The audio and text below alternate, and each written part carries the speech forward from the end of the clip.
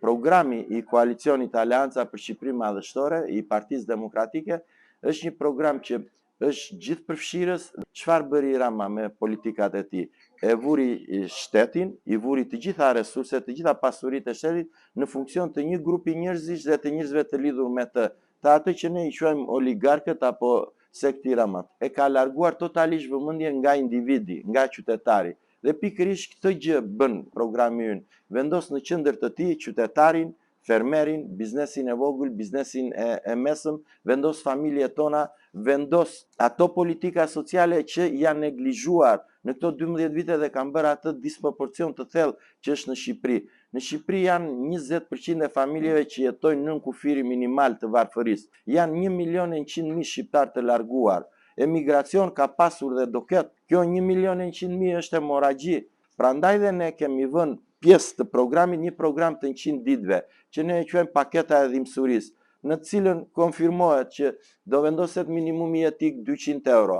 Automatikisht pensioni minimal do shkojë 200 euro, pensionet e tjera ngrihen me 20%, paga minimale 500 euro dhe do konfirmohet edhe te biznesi privat duke ndihmuar shteti.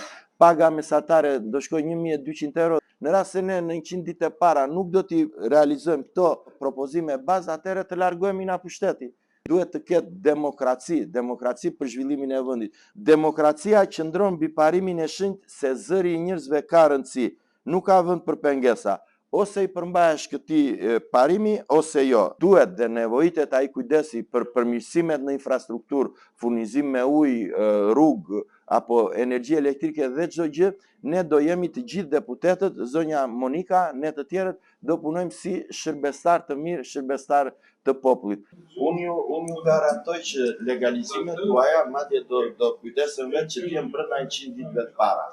Këtë ta garantoj me nderin tim. Me titullin profesore asociuar doktore shkencave në gjuhësi, një njeri që është i vlerësuar në qarqet akademike, si zonja Monika Oshafi, po ne jemi shumë të nderuar dhe jemi shumë të vlerësuar me profesoren zonjën Monika.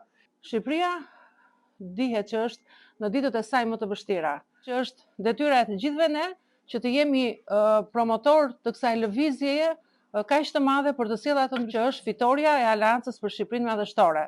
Këto janë ditët e fundit, ka filluar countdowni dhe çdo përpjekje jona duhet të forcohet. Edhe ata njerëz të cilët janë në dyshim për të votuar, për të mos votuar, të shkojmë t'i marrim dhe t'i sjellim.